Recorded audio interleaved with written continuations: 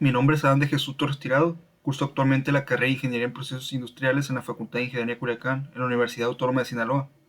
En esta ocasión expondré la práctica número 17, que lleva por nombre Control de motor a pasos con PLC a través de un HMI, de la materia Laboratorio de Control de Máquinas Eléctricas, a cargo del profesor García Irigoyen Mario Jaime. Primeramente se muestra el contenido. Lo dividimos en 4 partes principales: introducción, desarrollo, conclusión y referencias. En la parte de introducción hablaremos de los objetivos generales, material y equipo que se necesitó y un marco teórico sobre los conceptos más fundamentales sobre este tema en la práctica. En el desarrollo identificaremos los dispositivos primeramente que se van a utilizar. Se mostrará programación en TIA Portal, una simulación con HMI y las conexiones en Proficat para una conexión en físico. Finalmente la conclusión y referencia. Introducción. El motor paso a paso, también conocido como motor stepper o de pasos, es un dispositivo electromecánico que convierte la corriente que fluye a través de él en impulsos eléctricos en movimientos de rotación. Por su parte, el HMI es la interfaz entre la máquina procesador, en este caso, pues el motor a pasos y el operario. En esencia, es el panel de control del operario. El control de un motor a pasos con un HMI, que significa pues interfaz hombre-máquina, por sus siglas en inglés, proporciona una forma conveniente y amigable de interactuar con el motor y controlar su funcionamiento. Entonces, pues esta práctica tiene la finalidad de realizar un programa ejecutado por un PLC para el control de un motor a pasos a través de un HMI, es decir, que a través de la interfaz hombre-máquina podamos controlar algunas funciones del motor, como su arranque, paro, sentido de gira, velocidad, etc.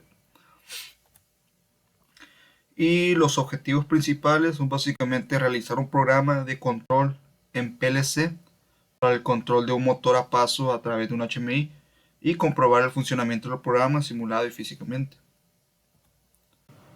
Material y equipo. Pues aquí se muestran algunos de los materiales y equipos pues, más importantes durante la práctica. Dentro de los más importantes son el PLC, nuestra laptop con tarjeta de red Ethernet, obviamente con el programa TIA Portal, un motor a pasos y un driver para el motor a pasos, pantalla HMI, cable de conexión Ethernet, etc. Marco teórico. Primeramente hablaremos un poco sobre el motor a pasos o motor paso a paso. Hay 3 tipos de motores de estos en función pues, de su construcción: el motor de magnetización permanente, el motor de reluctancia variable y el motor híbrido con el cual se estará trabajando. El motor a pasos híbrido, estos combinan las ventajas del motor de magnetización permanente y el motor de reluctancia variable, aunque son pues notablemente más caros. Se caracterizan por tener varios dientes en el estator y en el rotor con un imán concéntrico magnetizado axialmente alrededor de su eje. Se puede ver que pues esta configuración es una mezcla de los tipos de reluctancia variable e imán permanente.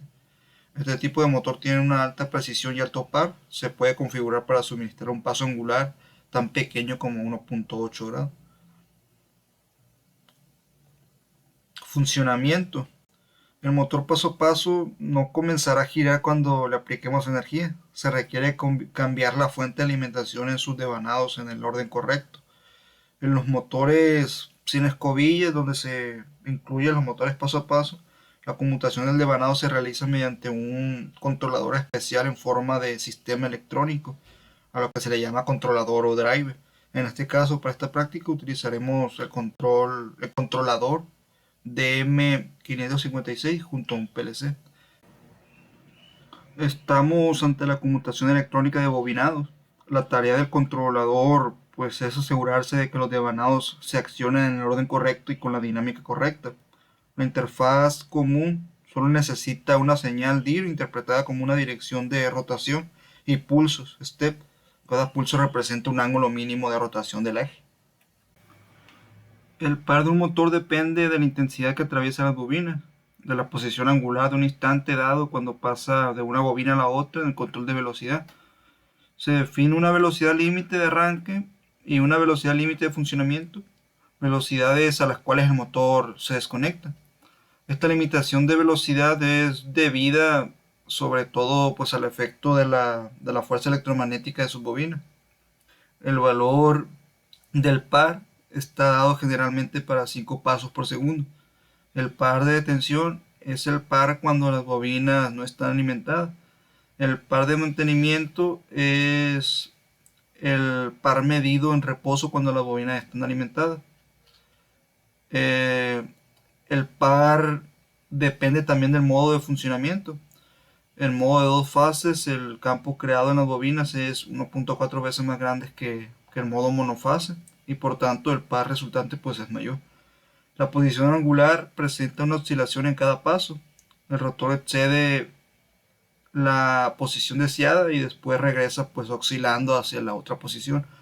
Este efecto es inoportuno a determinada velocidad. Ahora, ¿qué es un PLC S7200? Que es el que estamos utilizando para esta práctica. Básicamente, pues es un controlador compacto, modular y de un tamaño pues reducido, con el que se pueden solucionar procesos simples en una industria. Su automatización se realiza de forma maleable, con rendimientos que van de medio a bajo. ¿Qué contiene pues el PLC? Contiene entradas y salidas compuestas para módulos, Profinet incorporado, entradas analógicas, módulos para funciones especiales, etc. ¿Cuáles son las partes del PLC? Conector de alimentación, conectores para el cableado, LED de entrada y salidas, conector Profinet, etc. En cuanto a su funcionalidad, pues ya sabemos que depende de los estados en donde se encuentran sus entradas, es decir, si estas se encuentran encendidas o apagadas. Estas, pues dependiendo del programa que diseñemos, nos permitirán comunicarnos con el sistema que estemos controlando para obtener las salidas que van a determinar la función del actuador o dispositivo que se esté controlando. En este caso, pues el motor a paso. Posibilidades del S7200 para el control de movimiento. Con salidas a transistor es posible realizar el control con estas dos formas: salida de tren de pulsos y modulación de acción de pulsos. Entonces, para tener, cuando se habla de un tren de pulsos, se requiere de dos salidas para interfaz de pulsos. Además, se requiere de una salida digital para habilitar el drive. Y pues estas son las posibilidades que tiene el PLC para realizar la salida de tren de pulsos. Un impulso A y sentido B desde el firmware 1.0, impulso ascendente A e impulso descendente B a partir del firmware 1.0 y A7B con desplazamiento de fase a partir del firmware 4.0 y hay una versión AB con desplazamiento de fase y cuadro. Drivers para, para el control del tren de pulso, en este caso con el motor paso a paso. Se tiene las tres posibilidades estas, que pues la primera es con un integrado A4988 para el control de motores paso a paso, controlador industrial TB6600 de motores paso a paso y el controlador de M556, que es el que estaremos utilizando. Entonces, pues pues ya mencionamos que es un controlador de motores paso a paso de alta tensión que funciona a través de tecnología DSP, lo cual pues lo convierte en una solución rápida y versátil para el manejo de motores paso a paso. Este controlador trae integrada tecnología antirresonancia y control de corriente hasta 5.6 A. Durante su funcionamiento la operación pues es suave y precisa. El DM556 pues es una solución ideal para aplicaciones que requieren suavidad a baja velocidad. Algunas de las características con las que cuenta es que opera entre 20 y 50 volts de corriente, de voltaje de corriente directa. Tiene una corriente pico de salida entre 1.4 y 5.6 amperes. Tiene una frecuencia de entrada de pulso de 0 a 200 kHz. Tiene una resistencia de aislamiento de 500 megaohms. Tiene un adecuado para motores de dos fases, etc. HMI, pues como mencionábamos, las siglas de su nombre se refieren a interfaz hombre-máquina y se refieren a un panel que permite a un usuario comunicarse con una máquina, software o sistema. Técnicamente pues se puede referir a cualquier pantalla que se use para interactuar con un equipo, pero pues se utiliza normalmente para los entornos industriales. Estas pantallas muestran datos en tiempo real y permiten a nosotros como usuarios controlar la máquina en una interfaz gráfica pues, de usuario. Un sistema HMI consta de una pantalla de monitorización, un panel de mando y puertos de comunicación. Este puede integrarse en nuestro proceso con la ayuda de un PC y se hace mediante el uso de software específico para transferirlo a la HMI que ejecutará el programa.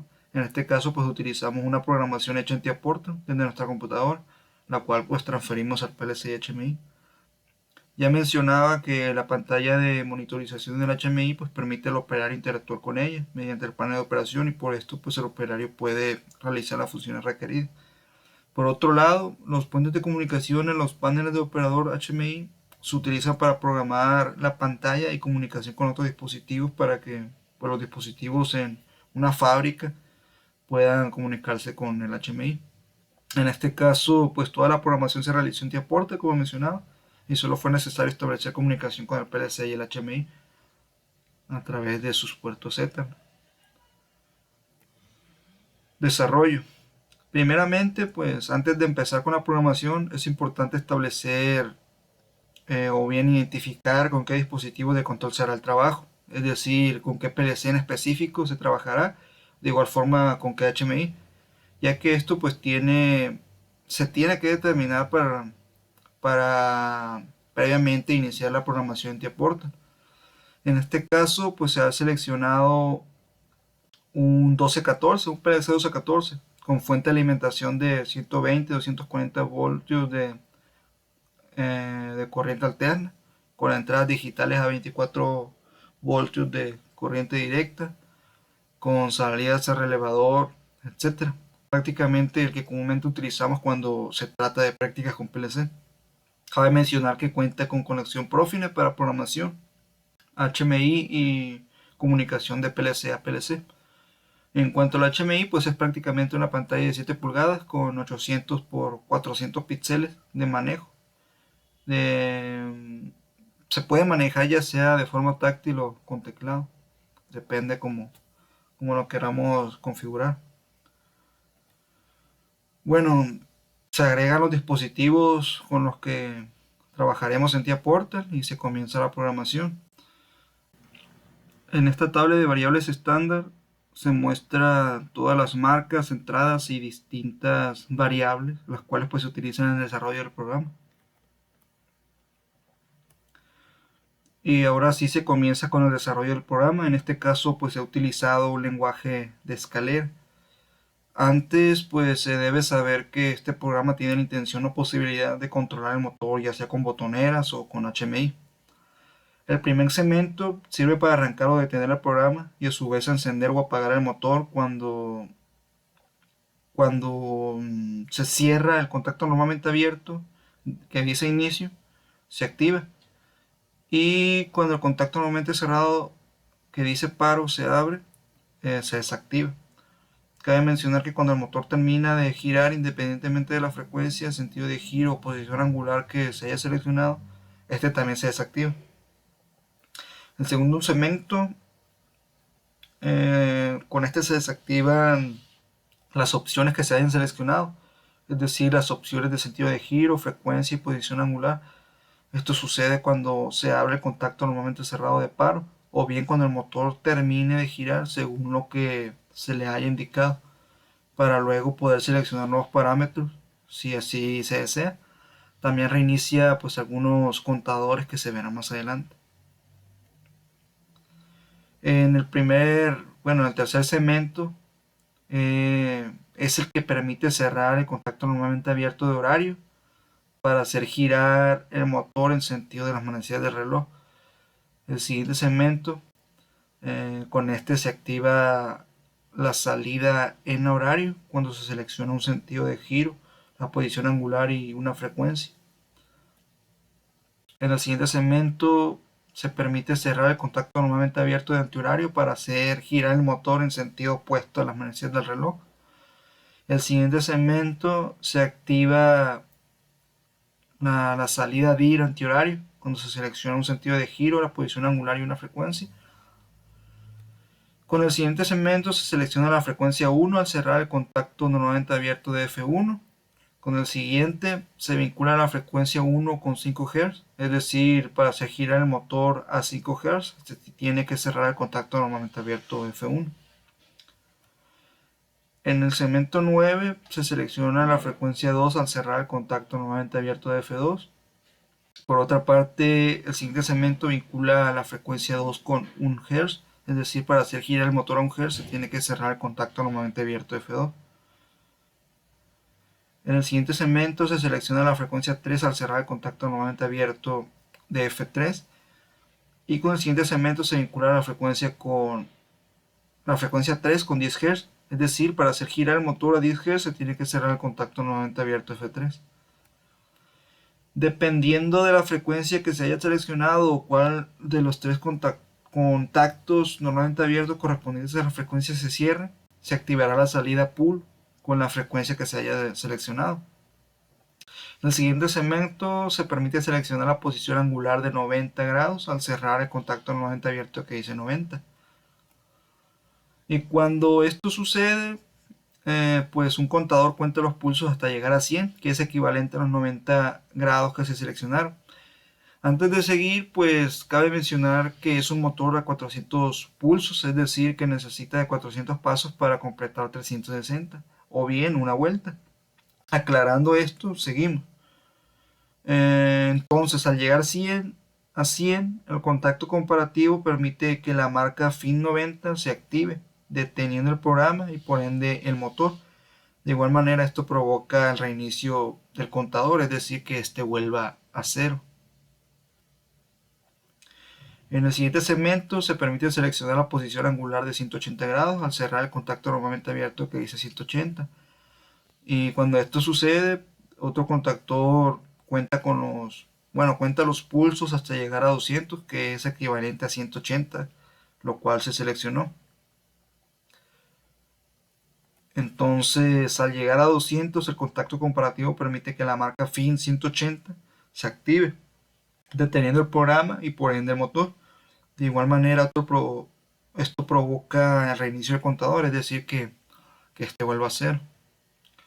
En el siguiente segmento se permite seleccionar la posición angular 360 grados al cerrar el contacto normalmente abierto que dice 360. Y cuando esto sucede, un tercer contador cuenta los pulsos ahora, pero hasta 400, que es equivalente a los 360 grados que se seleccionan. Entonces, al llegar a 400, el contacto comparativo permite que la marca FIN 360 se active, deteniendo el programa y por ende el motor. De igual manera, esto provoca pues, el reinicio del contador, es decir, que vuelva a cero. Hasta este punto, la programación que hace que el motor se pueda controlar según el sentido de giro, posición angular y frecuencia, pero pues es necesario un poco más de programación para que el HMI sea más visual, haciendo que se vea la posición que va tomando el motor conforme alcanza lo seleccionado. Entonces, cuando se cierra el contacto normalmente abierto de la marca M90 o bien cuando se seleccionan 90 grados, una función matemática multiplica el valor de la salida del primer contador, es decir, los pulsos o pasos, o en todo caso, pues sí, los pasos, que cada uno pues son de 0.9 grados, considerando pues que una vuelta son 360 grados, que consta de 400 pulsos, obteniendo pues de producto la cantidad de grados que lleva girados el motor, y este valor pues se almacena en una variable. Y prácticamente la misma lógica para los siguientes dos segmentos correspondientes pues a las opciones de 180 y 360 grados. Bueno, dicha variable donde se almacena el producto resultante de la operación se asigna en un recuadro, el cual muestra el tiempo de red, la posición angular que pues el motor está tomando. Esto se verá en el HMI. Entonces, en el segmento 26, cuando se selecciona el sentido de giro horario, es decir, cuando se cierra el contacto normalmente abierto con la marca de M horario, un contador cuenta hasta 100 y se reinicia. Si se selecciona 90 grados, este proceso solo se realiza una vez, ya que pues 90 grados equivale a 100 pulsos. Si se selecciona 180, pues este proceso se realiza dos veces, ya que pues 180 equivale a 200 pulsos. Y si se selecciona 360 grados, pues este proceso se realiza cuatro veces, ya que pues 360 equivale a 400 pulsos, tal y como se explica pues en algunos de los segmentos del inicio. Entonces, con contactos de comparación, cuando el contador marca un número menor que 25, se mostrará la posición 1, es decir, la primera imagen. Cuando el contador marque un número mayor o igual a 25, pero menor que 50, se mostrará la posición 2, es decir, la segunda imagen. Cuando el contador marque un número mayor o igual que 50, pero menor que 75, se mostrará la posición 3, es decir, la tercera imagen. Y cuando el contador marque un número mayor o igual que 75, pero menor que 100, se mostrará la posición 4, es decir, la cuarta imagen. Y cuando el contador marque 100, se mostrará de nuevo la posición 1, es decir, la primera imagen, ya que pues será un reinicio. A partir de este segmento, el 31, se utiliza la misma lógica que para el sentido horario, solo que ahora para simular el sentido opuesto. Finalmente, pues las variables que se encuentran al final de cada uno de estos segmentos son las que se asignan a cada una de las figuras según la posición que se había deducido para cada una. Y finalmente, pues queda completa la simulación para hacer girar el motor en ambos sentidos. Ya se verá en la simulación. Y aquí se muestra la interfaz gráfica que va a tener el HMI. Se muestra pues todas las características que se estuvieron mencionando durante los segmentos de la programación. Bueno, ahora probaremos la interfaz. Su funcionamiento es muy sencillo. Consta de un botón de arranque o inicio, un botón de paro de emergencia. Se tienen las dos posibilidades de hacer girar el motor, ya sea en sentido horario o en sentido opuesto. Se tienen tres opciones para la frecuencia. Una frecuencia de 1 Hz, 5 Hz y 10 Hz. De igual forma se tienen tres botones para elegir la posición angular: 90 grados, 180 grados y 360 grados. Probaremos primeramente con sentido antihorario, 10 Hz y 180 grados. Arrancamos y como se ve, el motor empieza a girar en sentido antihorario y se para o se parará a los 180 grados.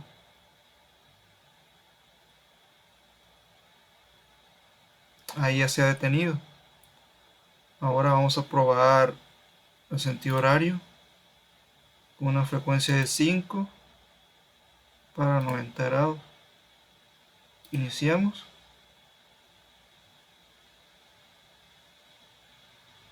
Como se ve, está comenzando a girar.